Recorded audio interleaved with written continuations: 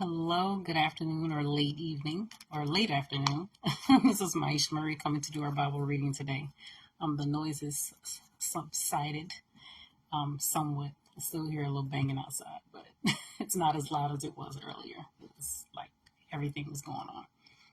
But anyway, happy Monday. And we'll be reading today Mark chapter 3 from the New Living Translation. I hope you all had an amazing weekend. And we'll go ahead and get started. Jesus went into the synagogue again and noticed a man with a deformed hand. Since it was the Sabbath, Jesus' enemies watched him closely. If he healed the man's hand, they planned to accuse him of working on the Sabbath. Jesus said to the man with the deformed hand, "Come and stand in front of everyone."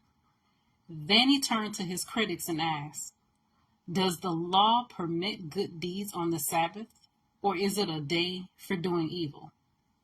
Is this the day to save life or to destroy it?" But they wouldn't answer him. He looked around at them angrily and was deeply saddened by their hard hearts. Then he said to the man, "Hold out your hand."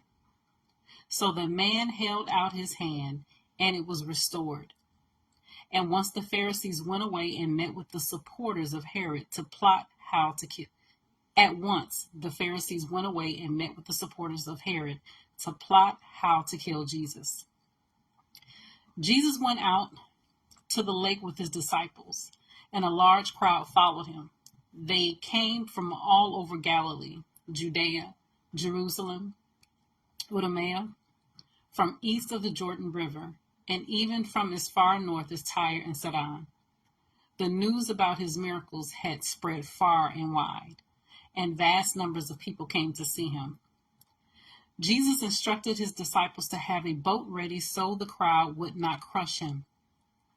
He had healed many people that day, so all the sick people eagerly pushed forward to touch him.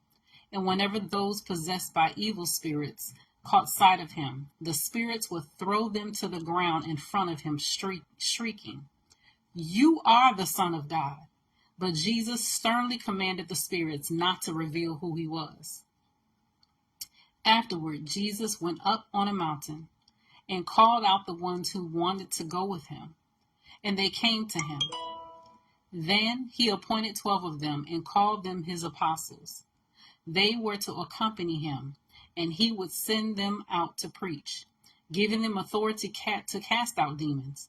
These are the 12 he chose: Simon, who he named Peter, James and John, the sons of Zebedee, but Jesus nicknamed them sons of thunder, Andrew, Philip, Bartholomew, Matthew, Thomas, James, son of Alphaeus, Thaddeus, Simon the Zealot, Judas Iscariot, who later betrayed him.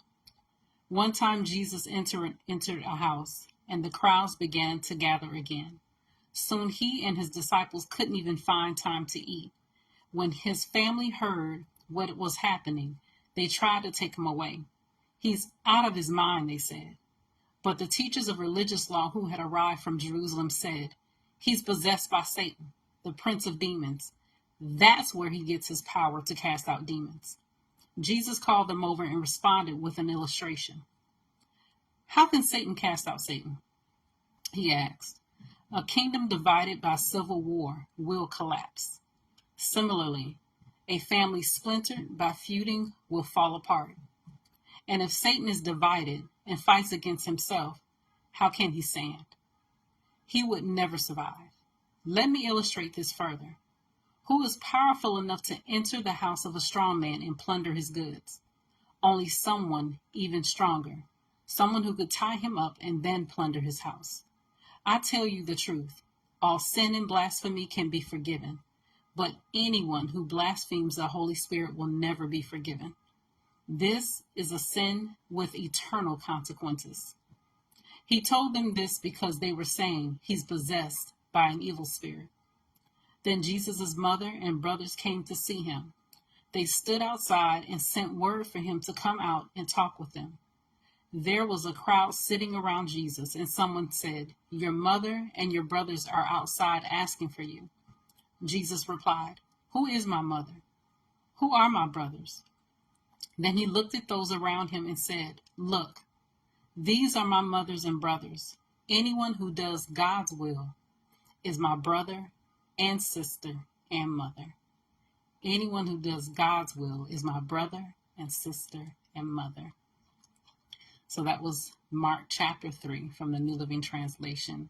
And as always, I always say, go back through the word, search the scriptures daily to see what is true. Allow Holy Spirit to illuminate the word into your heart, give you more knowledge, understanding, and wisdom, and draw you closer to the Spirit of God. Draw you closer so you know the character of God. You guys take care. God bless. And Lord willing, we'll see each other tomorrow afternoon.